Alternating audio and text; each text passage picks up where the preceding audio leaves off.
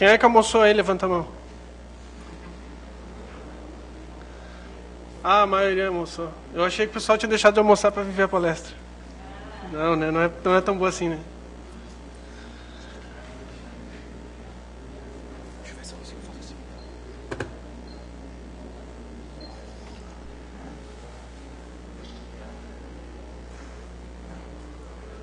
Bom, pessoal, eu sou o Cristiano, esse aqui é meu colega Eduardo.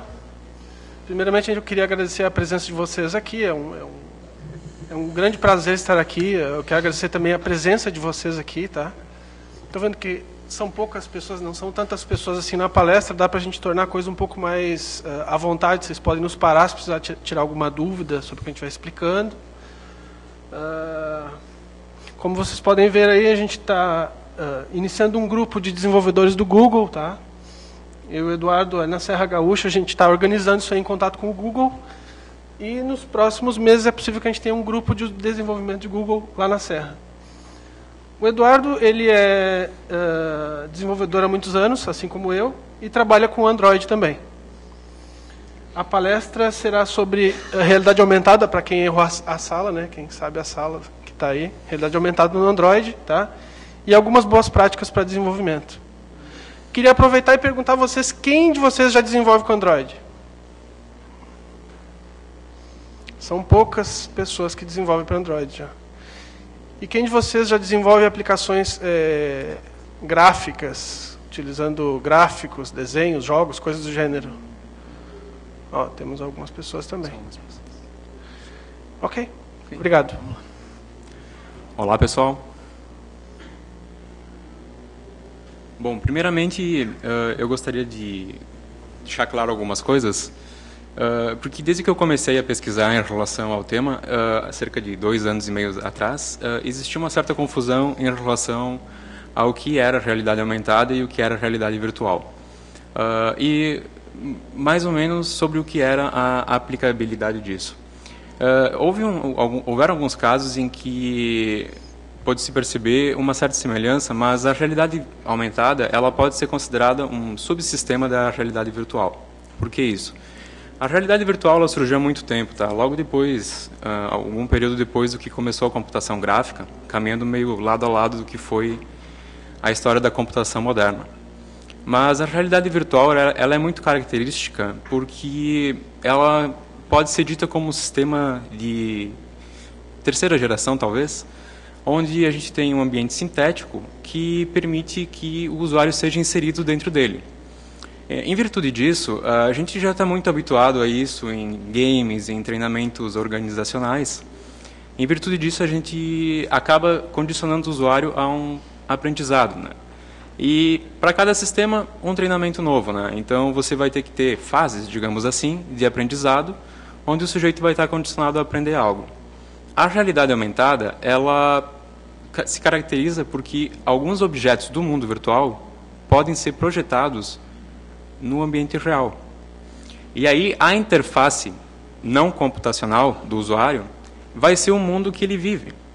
Então, quando alguém me pede o que é a realidade aumentada, eu costumo comentar o seguinte: vocês imaginem um mundo real onde o sujeito está andando no corredor e precisa abrir uma porta, certo? Ele vai interagir com a porta, com a maçaneta. As interfaces vão ser a realidade física dele. E a partir daí, um dispositivo computacional vai coletar dados, processar, se possível, conectar à internet, baixar esses dados seguintes e exibir ao usuário. Então, realidade aumentada é projeção de objetos 3D ou virtuais dentro do mundo físico do usuário. Outra pergunta que o pessoal normalmente faz é por que eu devo desenvolver isso para Android? Bom, vamos falar um pouquinho assim.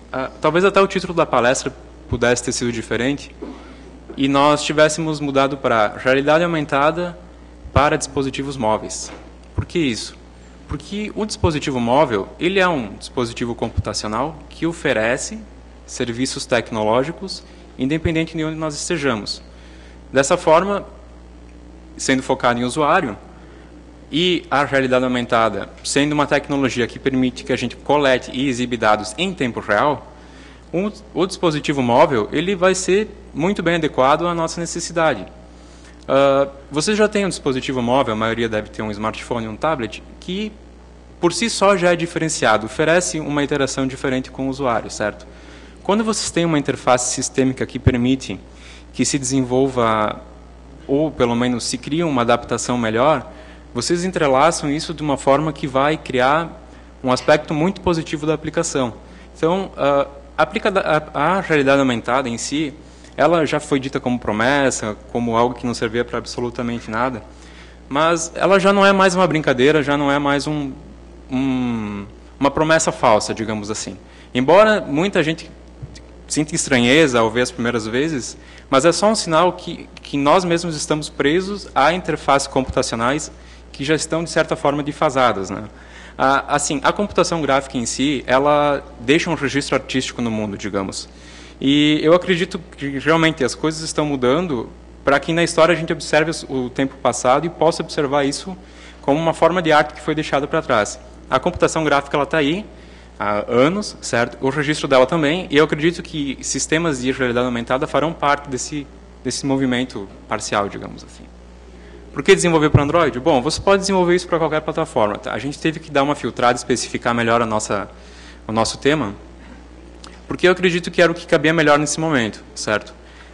Algumas das ferramentas que nós vamos falar aqui, elas se permitem, certo, que vocês reutilizem código, reutilizem tecnologias para que sejam desenvolvidos para multiplataforma.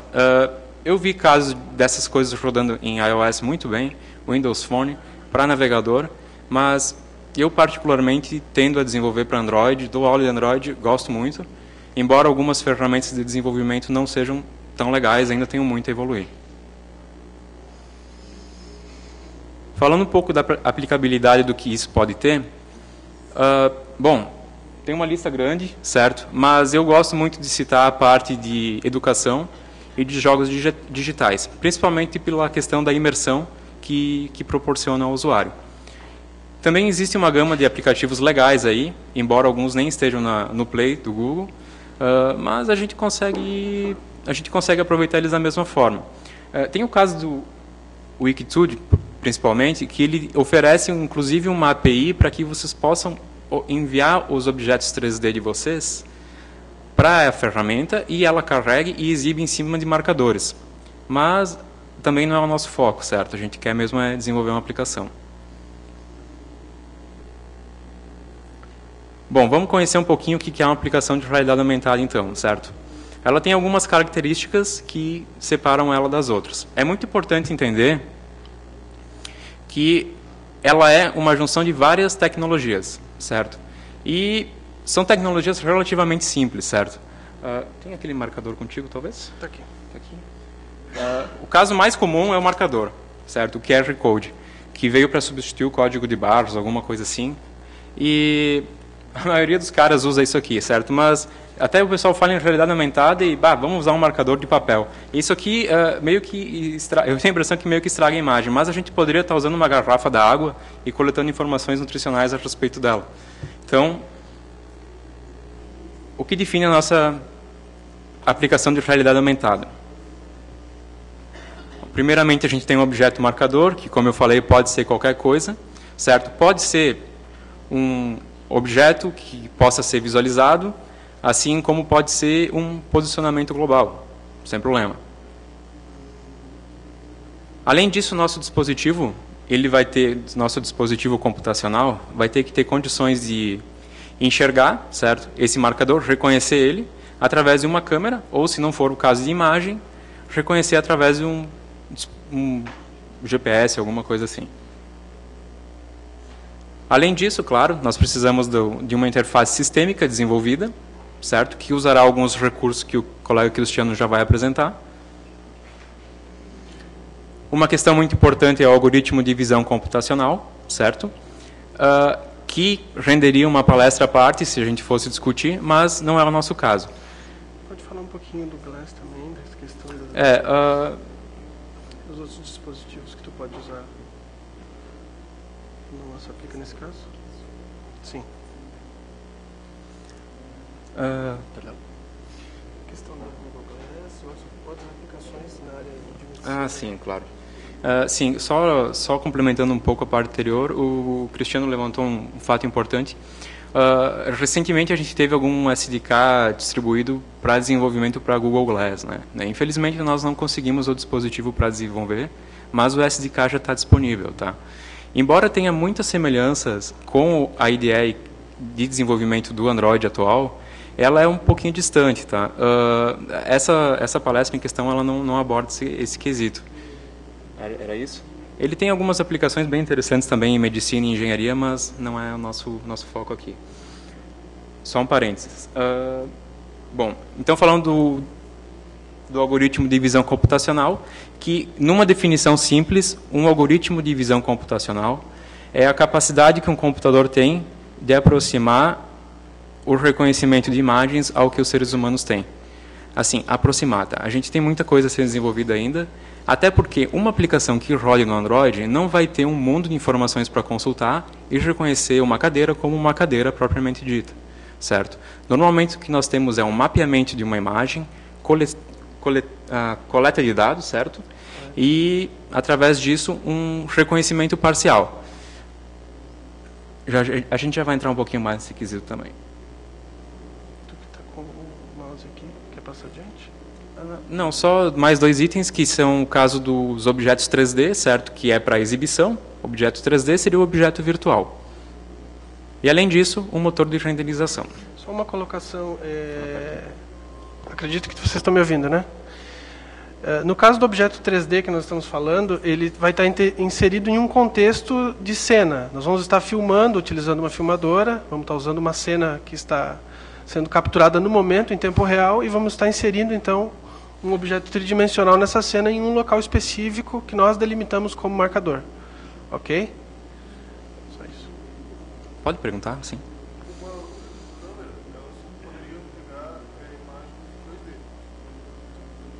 Uhum. Certo. Ele consegue ver a profundidade, isso mesmo. Aí, no caso da realidade aumentada, estaria colocando objetos 3D em cima de... Isso. A realidade aumentada, ela põe um objeto 3D sobre um objeto 2D ou 3D também, né? De acordo com a capacidade de reconhecer esse... Aí vai tudo depender do dispositivo. Tudo vai depender do desenvolvimento. E dos kits que a gente vai usar para desenvolver, que a gente vai entrar agora. A gente vai chegar lá. Certo? Ok, um resumo rápido, talvez o Cris queira até complementar, mas isso aqui é a origem de um trabalho que eu desenvolvi, e essas são as tecnologias que a gente utiliza para poder desenvolver para a realidade aumentada. Ali no meio, a gente tem a questão da aplicação montada, e os itens principais, que são a realidade aumentada em si e os dispositivos móveis, são ligados por uma API de desenvolvimento, certo? Eu não sei se tu quer complementar alguma coisa, Cris. A parte de OpenGL que está sendo comentada ali, e a parte que vocês veem como realidade aumentada, né? Na realidade, a realidade aumentada ela é um conjunto de ferramentas que você usa, na verdade. Ela não é uma coisa só, né? À medida que a gente vai entrando nessa apresentação, vocês vão chegar a essa conclusão também, aqueles que não utilizaram esse recurso. Então, através de uma API, nós vamos estar interagindo com a cena que o usuário está visualizando, através de alguns recursos computacionais que já são conhecidos há muito tempo para quem trabalha com desenvolvimento. Tá? Inclusive, eu tive a oportunidade de fazer essa palestra num outro evento de software livre, e uma pergunta que o pessoal tinha era: preciso saber programar? Olha, precisa saber programar. E outra coisa também, preciso realmente usar uma API em algum momento? Olha, precisa, porque assim, pessoal, algoritmos de visão computacional tem inúmeros por aí, mas a gente não tem por que reinventar a roda, né? Felizmente existem toolkits de desenvolvimento de realidade aumentada que fazem isso para você. Inclusive, eles têm condições de gerar e, a partir da geração deles, gerar os marcadores e, a partir da geração dos marcadores, poderem fazer o reconhecimento. Eu não cheguei a fazer nenhum caso sem a API de desenvolvimento, certo? Mas ela é um meio de campo, aí, digamos assim, entre os recursos do Android, que é o caso da câmera ou as funções de touchscreen, e aquilo que está sendo capturado por ela. Essa parte que o amigo aqui perguntou relativa à profundidade de eu ter a cena 2D, né? essa API que o Eduardo acabou de comentar, ela é capaz de fazer essa identificação de profundidade em cima da cena, de acordo com o posicionamento do marcador. Então, ela vai criar um buffer de profundidade em cima da sua cena, como se existisse uma cena tridimensional que, na verdade, não é tridimensional. Tá? Ok. Para quem quiser e tiver interesse em começar a desenvolver, quiser botar a mão na massa, existem alguns itens que são necessários, certo? Primeiro, a ideia de desenvolvimento, aí fica a critério de cada um. Normalmente, as APIs podem ser usadas em todas elas, certo? Vai exigir alguma configuração à parte, em questão de biblioteca, em questão de configuração de variáveis globais, ou indicação de diretório, alguma coisa assim, no Eclipse. Mas, quando vocês forem fazer a compilação, a geração do APK, vai ser necessário que esse diretório onde está instalado a nossa API seja enxergado. Além disso, JDK, para poder desenvolver, padrão. Eu consegui trabalhar com 6 e 7, não testei o 8 ainda. O ADT, certo? Para poder instalar no Eclipse, caso alguém já tenha o Eclipse pronto, não queira baixar o bundle inteiro. O SDK Tools do Android, certo? Para quem já conhece a instalação. E a AVD. Bom, a gente entra depois nesse critério, mas é muito eficiente, pelo menos em Debian, e Ubuntu também, em alguns casos que eu vi, a utilização da máquina virtual Android para poder desenvolver. Eu talvez até consiga rodar um exemplo depois, bem simplesinho, mas ela evoluiu muito e está muito rápida. Até saíram alguns drivers interessantes para Intel, para processadores Intel, que foram anunciados no FISLI do ano passado, né? Que permite que se tenha um desempenho melhor na hora de desenvolver utilizando a máquina virtual Android no computador em que se desenvolve. Eu estou usando muito, principalmente, e acabo levando isso aí para o dispositivo físico só em últimas instâncias. A questão da câmera que tu comentou que agora tem. Quando eu comecei a desenvolver, infelizmente, não tinha como utilizar o dispositivo de câmera nessa máquina virtual. Tá? Se não me engano, nos últimos 2 ou 3 SDKs que saíram do Android, só que se dá para usar a câmera do notebook, por exemplo, ou uma webcam que vocês tenham, para poder mirar o marcador ali e testar a realidade aumentada funcionando. Dependendo da API de desenvolvimento que vocês escolherem para a realidade aumentada, talvez vocês tenham que saber desenvolver alguma coisa em C ou C++. Para isso, vocês vão ter que utilizar o kit nativo de desenvolvimento do Android, certo? Em Linux, tudo bem. Se eu não me engano, eu uso Make, né, para compilar. Make, certo. Em Windows tem aquele SideWin, é isso? Que permite que vocês compilem os fontes C antes de gerar o APK Android. Então, para isso, em alguns casos, certo, quando for se usar renderização e tal, talvez tenha que usar o kit nativo. Só um parêntese. Claro. Só um parêntese. A gente está falando do Make, mas a gente usa o GCC, né? Padrão. O GCC do Linux para compilação do código nativo, que é um código nativo C, puro, né? Isso. E além disso, o toolkit DRA. Talvez tenha ficado um pouco escondido aqui, mas... Então, só respondendo uma pergunta que tem, precisa usar um toolkit DRA? Precisa, pessoal. Tem, assim, a não ser que vocês tenham muito tempo, muito empenho, muita vontade, eu acredito que o recomendado é que seja utilizado um toolkit. Até por uma questão de disponibilização multiplataforma da aplicação em si, né? Tá, um parêntese. Alguém de vocês que já programa em Android sabe que não é vantagem você desenvolver aquilo que já foi otimizado para a plataforma. Da mesma forma, um toolkit de RA ele contém um conhecimento e todo um trabalho de desenvolvimento que, se você puder deixar para um profissional fazer e já usar aquilo que já está funcionando na plataforma e é compatível com o hardware, você vai ter uma dor de cabeça a menos. Você vai priorizar o seu aplicativo e não os drivers do negócio, não aquilo que você tem pronto. Na verdade, assim, existem muitas alternativas, a gente vai conhecer algumas. Existem alternativas pagas, existem alternativas open source. Depende um pouco do bom senso e daquilo que vocês precisam usar de RA. Mas, via de regra, vocês não precisam desenvolver. Vocês podem até obter um open source e, de repente, customizar isso para vocês. Criar do zero, geralmente não. Dá uma voltadinha no slide anterior que eu vou fazer um comentário. A gente comentou aqui nesse slide que vocês precisam de uma grande parafernália para desenvolver a brincadeira, né? E realmente é complicado se você pensar, pô, vou ter que baixar todo esse negócio, instalar um por um aí, configurar, de repente eu não vou saber aí configurar uma variável de ambiente, fazer um cara falar com o outro para poder compilar a minha aplicação, que é o que me interessa. Então, assim, depende do que você realmente quer fazer, tá? Se você não tiver nada instalado, baixa o bundle no site do Android, instala e vem tudo lá, tá? Tudo o quê? Tudo que eu preciso para desenvolver em Java. Se você tem conhecimento em Java, instala o bundle do Eclipse com Java, que você vai sair bem. Você vai sair desenvolvendo em Java com tranquilidade, com demos, etc. Claro, você vai ter que integrar isso aí depois com o toolkit de RA, mas o principal você já tem. E em segundo, a questão do NDK. De novo, você vai precisar do NDK? Depende do que você quer fazer. Se você quer fazer uma coisa mais performática, você precisa fazer um negócio que detecta dezenas talvez centenas de pontos de RA ao mesmo tempo, talvez o SDK com Java não resolva seu problema, não atenda a sua necessidade. Mas, em geral, a performance que você tem com Java, hoje, está quase equiparando com C em algumas situações. Ok. Eu, particularmente, utilizei duas até hoje, certo? A primeira delas foi esse Andar. E é um projeto open source. Vocês vão ter que baixar eles utilizando o Subversion, quando forem utilizar o Linux.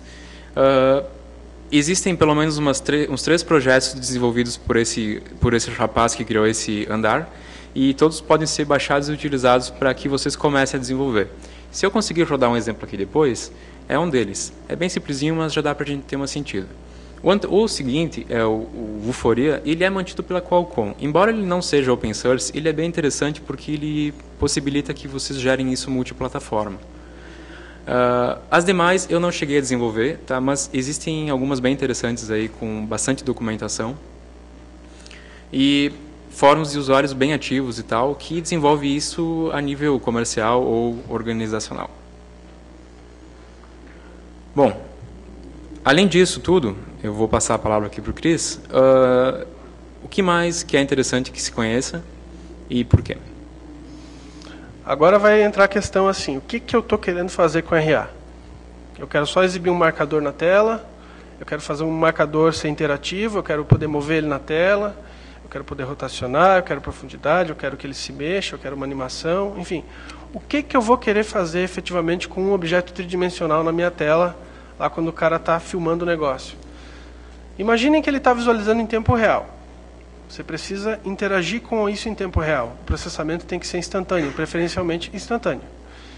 Então nós temos algumas ferramentas que a gente pode estar usando aí na medida em que a gente sentir necessidade de ganhar em performance e talvez em algum recurso. OpenGL ES. Quem sabe aí o que é OpenGL ES? Levanta a mão, por favor. Temos poucos casos. Bom, OpenGL é uma linguagem amplamente conhecida para quem desenvolve jogos, tá? É uma linguagem amigável para quem trabalha com programação. Alguns vão discordar comigo, dizer que não é amigável. Então, depende do que você precisar fazer em 3D. Se você quiser uma coisa performática e quiser uma coisa multiplataforma, você vai invariavelmente cair em OpenGL. E aí, por que eu tenho que usar OpenGL, então, para trabalhar com essa minha cena, esse meu objeto, essa minha situação de RA? Bom, o OpenGL ES é um conjunto reduzido, um pouco mais enxuto e um pouco mais otimizado do que nós tínhamos na OpenGL, utilizada no Windows, utilizada em outras plataformas como macOS, em Linux, que é nativo, enfim. O OpenGL ES ele é otimizado, ele traz aquilo que a gente vai usar no Android com a melhor performance para obter o melhor resultado com recursos limitados que nós temos em smartphones e tablets. Não tão limitados assim, porque hoje em dia a gente tem um recurso já cada vez mais performático em mobile. Mas, enfim, essa linguagem ela é uma linguagem open, é uma linguagem aberta e é uma linguagem compatível com a maioria das linguagens que a gente tem no mercado hoje. Tá? A gente vai poder compatibilizar isso aí usando Java ou usando C. A sintaxe é praticamente a mesma, você vai usar nas duas linguagens. E o motivo que você vai precisar usar isso aí é quando você precisar criar uma situação mais imersiva, mais interativa com quem está usando RA. Se você for criar um jogo, por exemplo, é importantíssimo que você programe em OpenGL para usar e interagir com os objetos na sua tela. Quer que eu mostre um exemplo de código? Acho que não é necessário. Okay. A questão do C++. Bom, isso também é contestável. Tá? Vai depender, novamente, aquela velha história, depende. Né? Depende do que você está fazendo, depende do bom senso. Novamente, depende do que eu vou desenvolver de fato. Se eu quiser alguma coisa que vai usar muito recurso de hardware, se eu quiser falar diretamente com a placa de vídeo, se eu quiser uma coisa mais poderosa, quiser realmente usar muito recurso, e são raros casos que precisa isso, eu vou estar precisando programar em C++. Ah, mas o OpenGL só trabalha com C++? Não, como eu falei antes, você pode programar em Java e obter a mesma funcionalidade que você teria trabalhando com C. E a questão de modelagem 3D, né? Você tem que ter uma pessoa, você tem que, se você não conhece, ter alguém que se disponibilize a criar os modelos que você vai querer colocar na cena. Né? Se eu vou fazer um jogo, eu preciso ter os desenhos, eu preciso ter os personagens, eu preciso ter a cena, eu preciso ter os objetos, eu preciso criar isso. Isso normalmente não vem pronto. Você tem modelos, pode até pegar alguma coisa pré-pronta, mas em algum momento você vai precisar que alguém faça algo para você específico ou você vai ter que fazer. E aí entra uma questão de modelagem. Você tem que conhecer algum software de modelagem que permita isso. Felizmente nós temos o Blender, né? A gente que gosta do open source, a gente que está aqui no Fizzly, a gente tem um cara que é fantástico para fazer isso aí. É talvez uma das melhores ferramentas que existem hoje. Quem não trabalha com jogos, talvez não conheça, mas quem trabalha com jogos, com certeza já usou o Blender alguma vez, ou conhece a ferramenta. E ele permite que você faça tudo, até exportar os modelos exatamente no formato que você vai precisar usar na cena em OpenGL. Né? Você vai exportar com essa ferramenta num formato e vai conseguir carregar, exibir isso em OpenGL no local que você precisa. Ok? Só complementando, pessoal, dependendo da origem desses modelos 3D, certo? Eu já consegui fazer o uso deles através de dois formatos. Um deles através do Wavefront, que é o famoso OBJ, certo? Normalmente ele vai exportar um arquivo .obj e um .mtl, que é para fazer um mapeamento das texturas. Se eventualmente o modelo 3D de vocês usar alguma textura, vocês vão conseguir carregar esse objeto e texturizar ele devidamente usando os recursos de OpenGL. E o outro, o Collada, também é uma interface mais amigável, digamos assim, embora gere bastante dado, XML, e vocês conseguem exportar de várias ferramentas, várias mesmo, algumas não open source, e utilizar esses caras. Embora vocês vão precisar de uma API de carga de arquivos Collada. Se vocês estiverem desenvolvendo exclusivamente em C++ ou C, que seja, eu pelo menos não tinha encontrado ainda nenhuma API que ajudasse nisso, então provavelmente teria que ser feito no braço. Java já tem alguma coisa funcionando, certo? Que inclusive funciona sem realidade aumentada. Vocês encontram aplicações prontas que carregam o arquivo Collada e exibem na tela. Teria que ter essa mudança aí.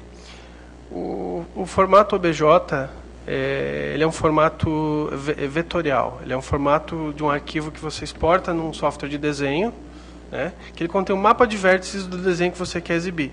Eventualmente, se tiver texturas, como o Eduardo falou, vai ter também a exportação de um MTL, e aí você vai ter que instanciar esses dois arquivos durante a carga para exibir texturizado o objeto. Textura em cada local. Né? Só uma colocação. A questão do Collada,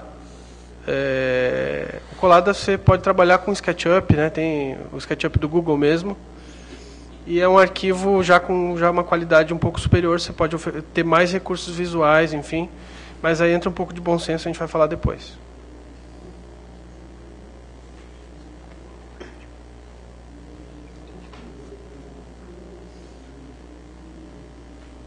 Ok, pessoal. Outra coisa, então, a criação dos marcadores, só abrindo um tópico que é bem interessante, que dependendo do toolkit que vocês forem utilizar, vai ser gerado de uma forma diferente, certo?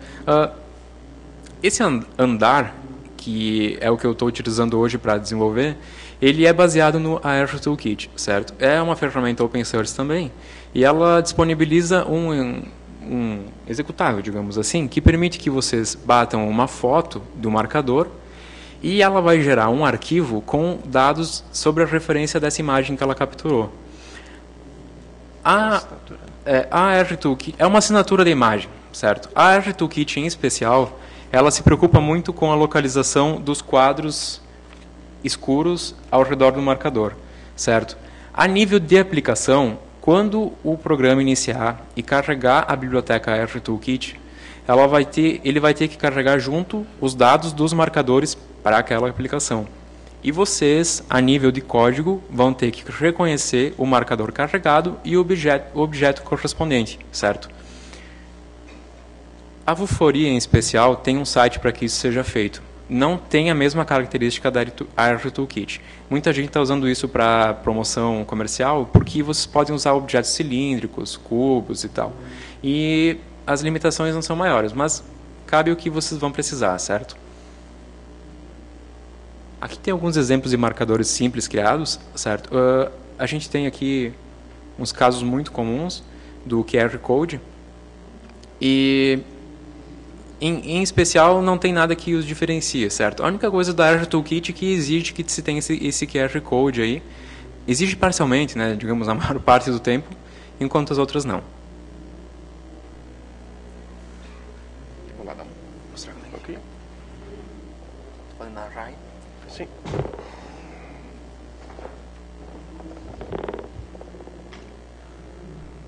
Ok.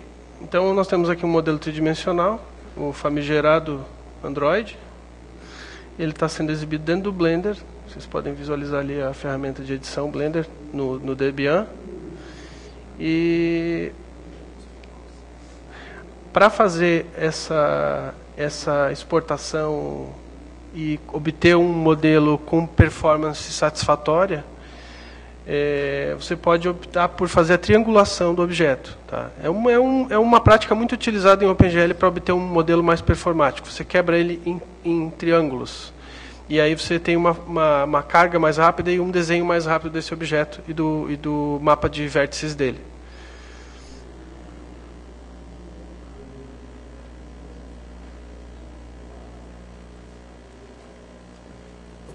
Só completando, pessoal, aqui no cantinho direito, a gente tem o mesmo modelo 3D e o corpo dele está com a triangulação, certo?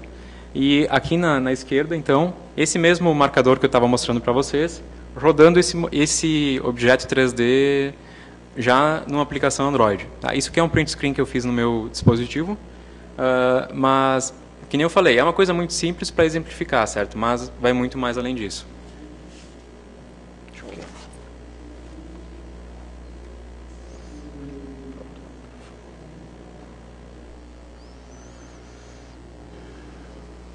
Ok? O que são consideradas boas práticas de desenvolvimento? Bom, as boas práticas de desenvolvimento, em primeiro lugar, são aquelas que a gente conhece para o Android, né? A questão de criar imagens no tamanho correto, usar a tela de forma eficiente, né? Usar as ferramentas que existem, né?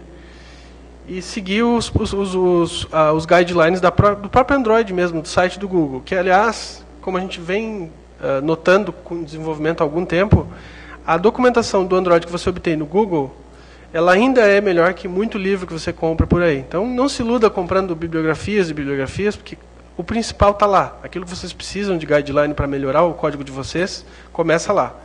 Em segunda instância, entra algumas questões funcionais. A gente não sei se a gente vai ter como mostrar o código. Claro. Bom, enfim, de qualquer maneira eu vou explicando. Quando a gente trabalha com objetos tridimensionais em tempo real, entra novamente aquela questão, performance. O que eu tenho que fazer, então, para obter mais performance?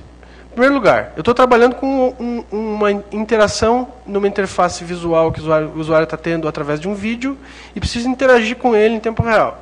Ora, os objetos têm que ser leves. Como assim leve? Bom, para quem não sabe, um objeto tridimensional, dependendo do nível de detalhamento dele, você vai ter uma carga demorada para ele. Se você precisa de um cara muito detalhado, convém você fazer uma pré-carga antes de começar a aplicação, para depois só exibir ele. Você pode fazer isso de N formas, mas enfim, geralmente carregando antes é mais consistente. Agora, o que é muito interessante é você pensar da forma como o usuário vai usar isso. Bom, como o usuário vai usar isso? Ele está usando Android, ele vai usar isso num celular, ele pode estar usando isso num tablet. Tá, peraí, mas se ele está usando, se eu estou pensando em minha aplicação para um tablet ou para um celular, smartphone, eu não preciso de tanto detalhamento assim. O cara não vai ficar olhando lá o bigode do sujeito lá, não vai ficar olhando lá a íris da minha imagem. E quando eu faço um desenho em 3D pensando nessa característica, eu tenho que simplificar ele para aquele uso. Eu tenho que retirar os elementos visuais que são desnecessários ou irrelevantes. Eu não preciso do núcleo do objeto. Eu não preciso daquilo que não vai aparecer. Eu preciso daquilo que visualmente é acessível ao usuário e causa impacto. Eu preciso das faces que ele vê do objeto tridimensional e preciso priorizar isso. Então, beleza, eu faço isso, eu tenho um objeto leve que eu vou conseguir carregar mais rapidamente. Ah, mas é só isso então, simplifiquei o cara, eu vou conseguir exibir ele. Bom, depende, novamente, depende do que você quer fazer. Então, o que eu quero fazer? Digamos que eu quero exibir um carro. Vou exibir um carro num determinado local da minha cena. Se eu vou exibir um carro, ele contém cores fixas, cores vermelho, azul, amarelo, laranja. Eu não preciso trabalhar com texturas. Eu posso trabalhar com tons criados através de OpenGL. Eu posso criar um RGB da cor que eu preciso, um RGBA, uma escala de red, green, blue, né? Vermelho, azul, verde, azul. É isso. E posso juntar esses três caras e criar um tom e aplicar no meu carro. Eu não preciso carregar uma textura para aplicar nele. Ah, mas então eu estou fazendo um quadro. Peraí, eu estou fazendo um quadro e eu não quero aplicar uma cor. Porque cores são mais leves, né? Eu quero aplicar uma textura. Eu tenho um quadro, eu quero desenhar lá o meu Picasso, o meu Rembrandt, enfim. Eu quero exibir o quadro como ele é. Tá, mas então eu quero exibir o quadro. Beleza, eu tenho uma textura então. Eu vou ter que criar uma textura utilizando o OpenGL e vou ter que carregar isso em memória para aplicar em cima do meu objeto. Nós não vamos entrar aqui no mérito de como se faz isso com o OpenGL, porque nós nem teríamos tempo para isso. Eventualmente, depois vocês podem vir me procurar ou fazer a pergunta por e-mail, a gente deixa o e-mail numa boa. Tá? A questão de um objeto tridimensional detalhado como um quadro é que, se eu for exibir uma textura dentro desse quadro, eu tenho que me preocupar na dimensão em que eu quero exibir na minha cena esse quadro. Vejam o tamanho que o quadro vai aparecer na cena de vocês, proporcional à cena que o cara está visualizando, a pessoa está visualizando. E aí vocês vão ter uma ideia do tamanho real desse objeto e quanto que ele tem que realmente ocupar em memória para ser exibido onde vocês precisam. O que vocês vão ganhar? Vocês vão ganhar em performance. Vocês vão exibir isso instantaneamente. Ao passo que, de outra forma, se vocês quisessem um nível de detalhamento maior, teriam que esperar a carga ou fazer esse carregamento antes. A aplicação em si ocupa menos memória e é mais performática quando vocês usam essas práticas.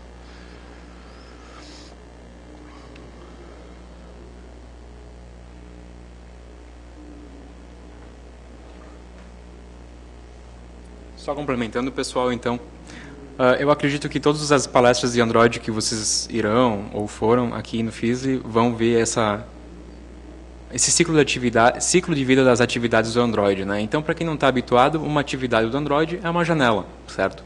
E existe uma característica muito forte da forma como isso é lidado dentro da aplicação. Todo mundo aqui deve ter a maioria deve ter uma aplicação com uma tela principal e em determinado momento vocês conseguem acessar as configurações, certo? Quando vocês iniciam essa aplicação, naturalmente, o Android vai pegar lá no ciclo de vida dele e passar pelo onCreate, onStart, e enquanto o usuário estiver interagindo, nós estaremos dentro do onResume, certo? No momento que vocês chamarem a tela de configuração dessa aplicação, automaticamente a tela inicial é jogada por onPause. A partir daí, cabe ao Android gerenciar se essa atividade vai ser destruída ou não.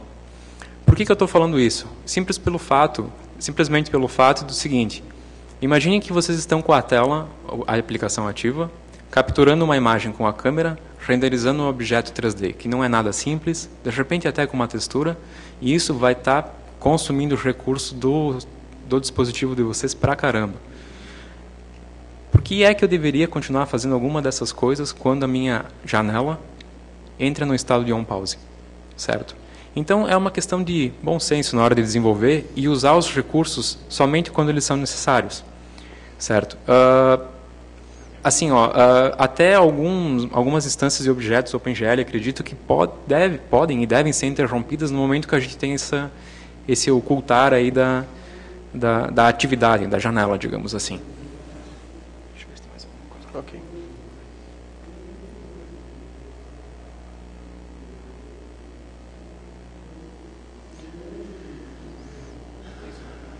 É isso aí.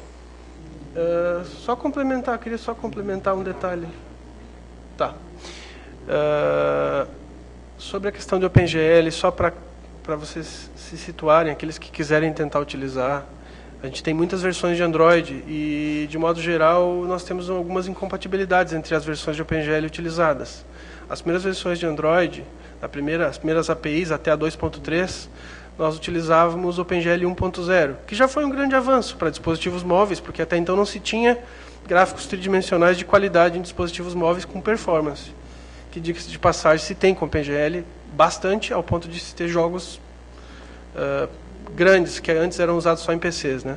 Mas então, até a versão 2.3, nós tínhamos aí OpenGL ES 1.0, 1.1, e na versão 2.3 do Android nós passamos a ter a versão do OpenGL ES 2.0.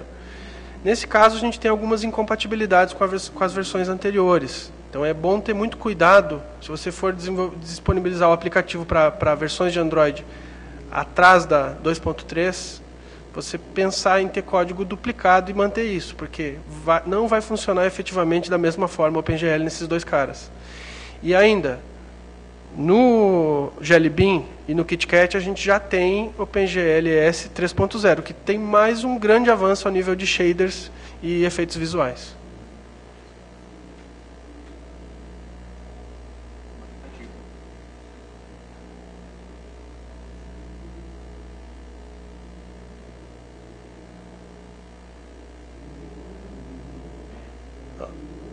Aí nós temos então um objeto sendo exibido onde aparece o marcador.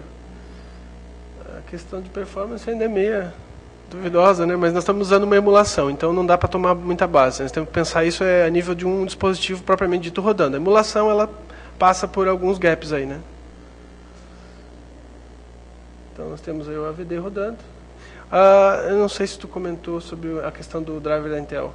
HX. Ah, é verdade. HXM. HAXM. Quem é que já ouviu falar desse cara? Quem é que já ouviu falar do HAXM? Nós tivemos uma palestra com o pessoal da Intel aqui no ano passado e eles comentaram muito das ferramentas da Intel para desenvolvimento no Android, né?